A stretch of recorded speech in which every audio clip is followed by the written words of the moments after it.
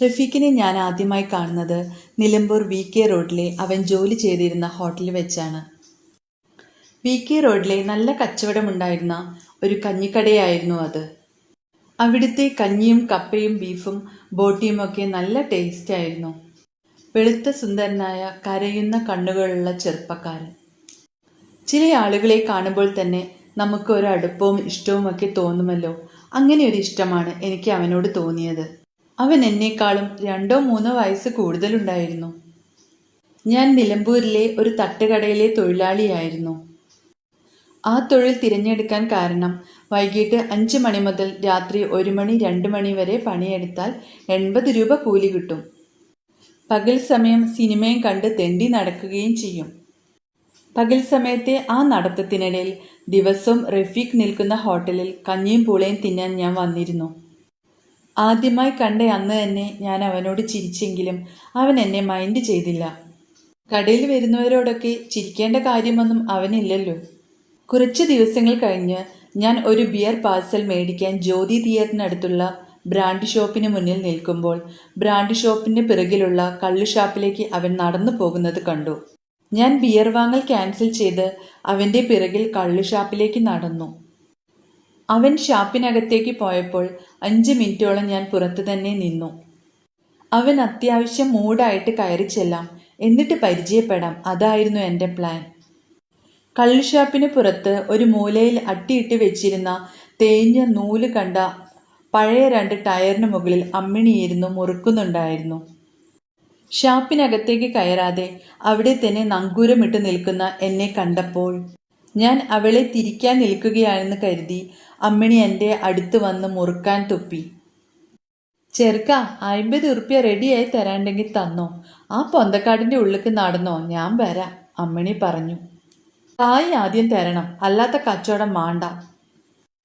അമ്മിണിയേച്ചി, കായില്ല, വെറുതെ തരുവോ?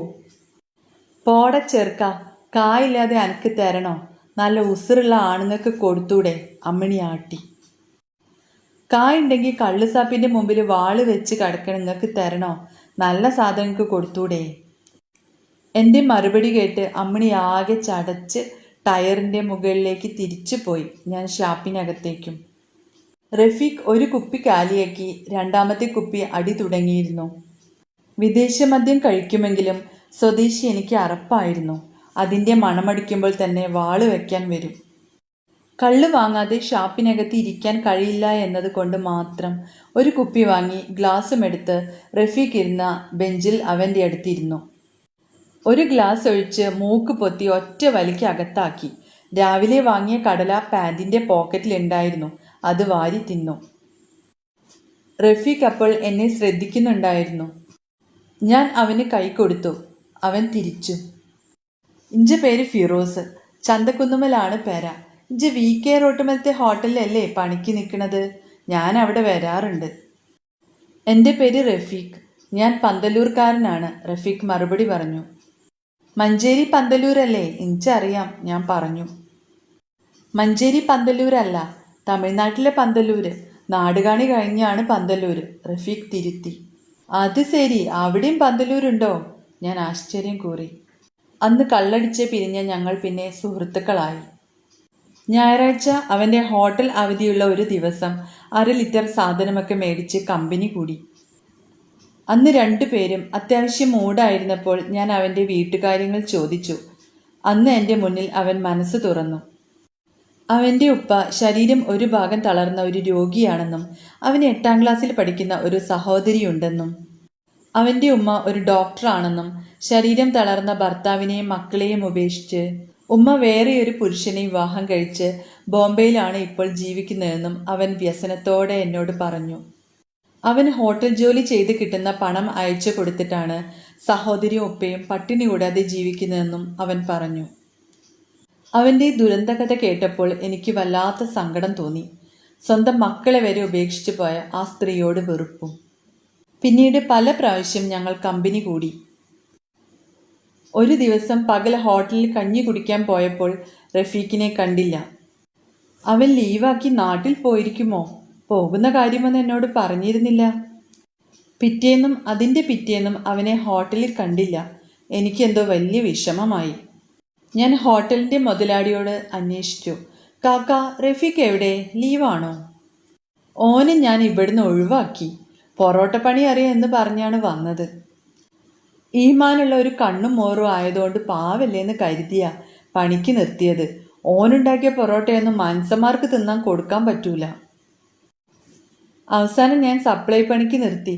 രാത്രിയായാൽ കണ്ണൂർക്കാരൻ പണ്ടാരിയും ഓനും മാത്രമാണ് ഇവിടെ. കടക്കല് ബാക്കി എല്ലാവരും പെരീക്ക് പോകും.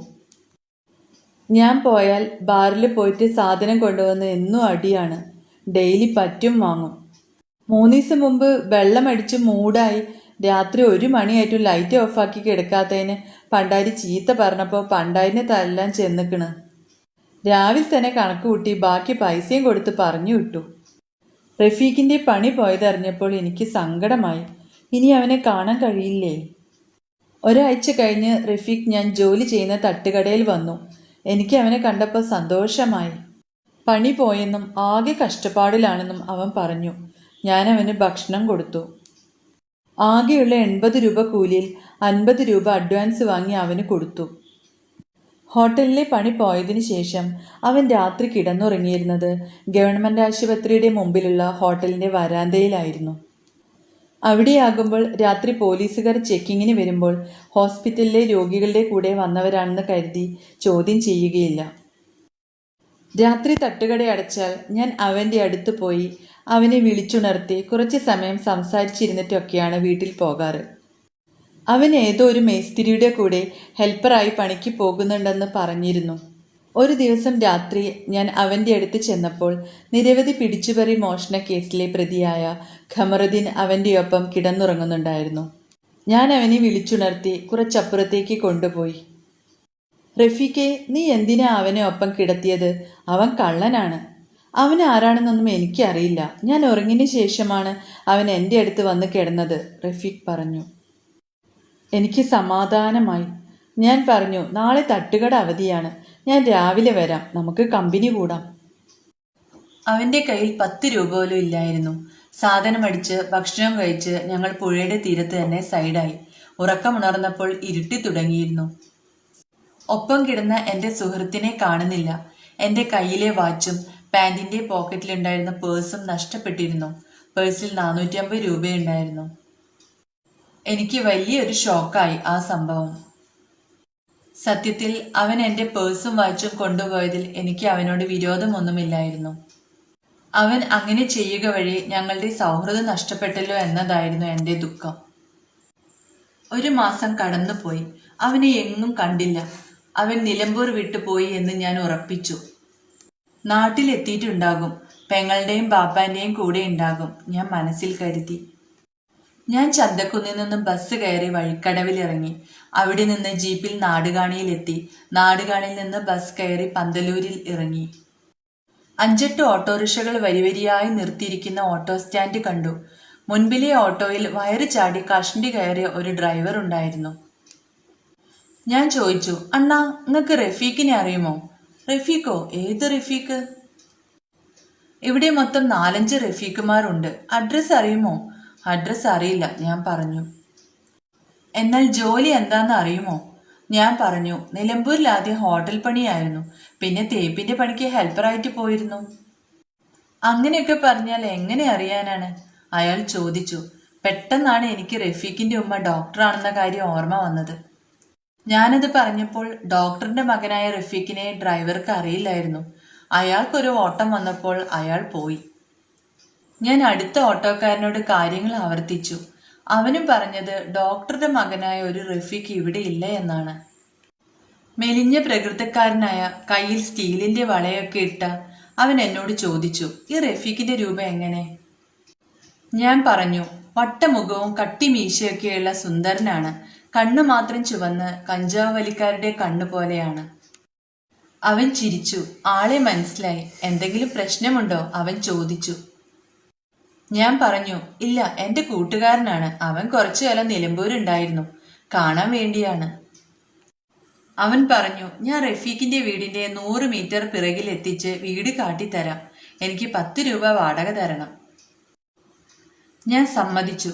ഒരു ഗട്ടർ റോഡിലൂടെ കുറച്ചു ദൂരം ചെന്നപ്പോൾ ഡ്രൈവർ വണ്ടി നിർത്തി. എനിക്ക് വീട് കാണിച്ചു തന്നു. നീ പറഞ്ഞ റഫീഖിന്റെ വീടാണത്. ഞാൻ പോകുന്നു. ഓട്ടോക്കാരൻ മടങ്ങി. ഞാൻ ആ വീട്ടിലേക്ക് ചെന്നു. ഓടിട്ട മുറ്റം ഒരുപാടുള്ള ചെറിയൊരു വീടായിരുന്നു അത്. മുറ്റത്ത് പപ്പടം വലിയ പായയിൽ നിരത്തിയിട്ടിരിക്കുന്നു. വീടിന് മുന്നിൽ കൈലിയും ബനിയനും ഇട്ട ഒരാൾ ബക്കറ്റിൽ നിന്ന് വെള്ളമെടുത്ത് കയ്യും കാലും കഴുകുന്നുണ്ടായിരുന്നു. അയാൾ തിരിഞ്ഞപ്പോൾ ഞാൻ മുഖം കണ്ടു.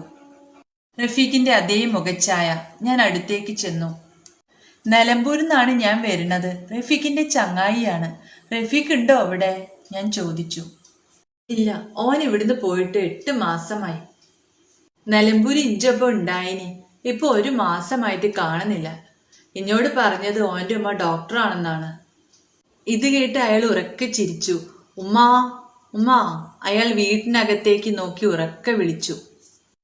പ്രായമുള്ള ഒരു സ്ത്രീ മുമ്പിലും ചെറുപ്പക്കാരിയായ സ്ത്രീ പിറകിലും 2 പെൺകുട്ടികളും വീട്ടിൽ നിന്ന് ഇറങ്ങി വന്നു. ഉമ്മ, നിങ്ങൾ എന്നാ ഡോക്ടറായത്? അയാൾ ഉമ്മയോട് ആരാഞ്ഞു. ഡോക്ടറോ? ഉമ്മ ആകെ സംശയത്തിലാണ്. ആ അമ്മ, റഫീഖിന്റെ ഉമ്മ ഡോക്ടറാന്ന് പറഞ്ഞ ഇവൻ വന്നിക്കുന്നത്. പൊന്നാര മോനെ, അന്നെ ഓൻ പറ്റിച്ചോ? ഉമ്മ ചോദിച്ചു. റഫീഖിന്റെ ഉമ്മയും ജ്യേഷ്ഠനും കാര്യങ്ങളെല്ലാം എന്നോട് ചോദിച്ചു മനസ്സിലാക്കി. അവർ എനിക്ക് ഭക്ഷണം തന്നു. അന്റെ പേസും വാച്ചും കട്ടുകൊണ്ടുപോയ ഓനക്ക് പടച്ചോൻ കൊടുക്കും മോനെ, അവർ പറഞ്ഞു. വണ്ടിക്കൂലിക്ക് 100 രൂപയും തന്ന് എന്നെ യാത്രയാക്കി. ഞാൻ പന്തല്ലൂരിൽ നിന്ന് ബസ് കയറി നാടുകാണിയിൽ ഇറങ്ങി അരമണിക്കൂർ നിന്നപ്പോൾ ഗൂഡല്ലൂർ നിലമ്പൂർ ചേരൻ ബസ് വന്നു. ഞാൻ അതിൽ കയറി. ബസ് ചുരമിറങ്ങുമ്പോൾ റഫീഖിനെ കുറിച്ച് അവന്റെ ജ്യേഷ്ഠൻ പറഞ്ഞ കഥയോർത്തു. അവരുടെ വീടിന് 4-5 കിലോമീറ്റർ അപ്പുറത്തുള്ള സുന്ദരിയായ പെൺകുട്ടിയും റഫീഖും പ്രണയത്തിലായി. റഫീഖ് ആ നാട്ടിലെ ഒരു കൂതറയായിരുന്നു. ഒരു പണിയും ചെയ്യാതെ തേരാപാര നടക്കുന്നവൻ. ഈ പെൺകുട്ടിയുടെ ബാപ്പാക്കും ഉമ്മാക്കും ഉള്ള ഒരേ ഒരു മകളായിരുന്നു ഈ പെൺകുട്ടി. പ്രണയം നാട്ടിൽ പാട്ടായപ്പോൾ പെൺകുട്ടിയുടെ മാതാപിതാക്കൾ അവൻ ഒരു തൊഴിലും ചെയ്യാത്തവനും മദ്യപാനിയുമാണെന്ന് പറഞ്ഞ് ഉപദേശിക്കാൻ നോക്കിയെങ്കിലും റഫീഖിനെ അല്ലാതെ വേറെ ആരെയും വിവാഹം കഴിക്കുകയില്ലെന്നും അവന്റെ ദുശീലങ്ങളൊക്കെ ഞാൻ മാറ്റിയെടുത്തോളാമെന്നും വേറെ വിവാഹത്തിന് നിർബന്ധിച്ചാൽ ആത്മഹത്യ ചെയ്യുമെന്നും ഭീഷണി മുഴക്കിയത്രേ. അവസാനം ഏക മകൾ നഷ്ടപ്പെടുമെന്ന ഭീതിയിലായപ്പോൾ അവർ 2 പേരും റഫീഖിന്റെ വീട്ടിൽ വന്ന് ഉമ്മയോടും ജ്യേഷ്ഠനോടും വിവാഹാഭ്യർത്ഥന നടത്തുകയും റഫീഖിന്റെ സ്വഭാവം അറിയുന്നതുകൊണ്ട് ഈ വിവാഹം നടക്കാൻ പാടില്ലെന്നും അങ്ങനെ നടന്നാൽ ആ പെണ്ണ് കണ്ണീര് കുടിക്കുകയുള്ളൂ എന്നും അവർ പറഞ്ഞു. നിങ്ങൾ വിവാഹം കഴിപ്പിച്ചു കൊടുത്താൽ തന്നെ ഈ വീട്ടിൽ ഞങ്ങൾ കയറ്റുകയില്ലെന്നും അവർ തീർത്തു പറഞ്ഞു. അങ്ങനെ വിവാഹം നടന്നു. റഫീഖ് ഭാര്യ വീട്ടിൽ താമസിച്ചു. ഭാര്യ 4 മാസം ഗർഭിണിയായിരിക്കുമ്പോൾ ഒരു പുലർച്ചെ ഒരുമിച്ച് കിടന്ന ഭർത്താവിനെ കട്ടിലിൽ കാണാതെയായി. ഭാര്യയുടെ കയ്യിലുണ്ടായിരുന്ന 4 വളയും മോതിരവും മാലയുമൊക്കെ തലേ ദിവസം രാത്രി എന്തോ നാടകം പറഞ്ഞ് അഴിച്ചു വെപ്പിച്ചിരുന്നു. പോയപ്പോൾ അതും അടിച്ചോണ്ടാണ് പോയത്. അവന്റെ മകൾക്കിപ്പോൾ 2 മാസം പ്രായമുണ്ട്. സ്വന്തം മകളെ കാണാൻ പോലും ആ നാറി വന്നിട്ടില്ല. ഇതായിരുന്നു ജ്യേഷ്ഠൻ എന്നോട് പറഞ്ഞ കഥ. ഡോക്ടർ ഉമ്മയുടെ മകൻ റഫീഖിനെ കാണാൻ പന്തല്ലൂരിൽ പോയ കഥ ഞാൻ എൻ്റെ ഒരു സുഹൃത്തിനോട് പറഞ്ഞപ്പോൾ, പ്രണയിച്ച് വിവാഹം കഴിച്ച സ്വന്തം ഭാര്യ വരെ ചതിച്ചവന് നിന്റെ കീറ പേഴ്സും പൊട്ട വാച്ചുമൊക്കെ എന്ത് മലര് എന്നാണ് പ്രതികരിച്ചത്.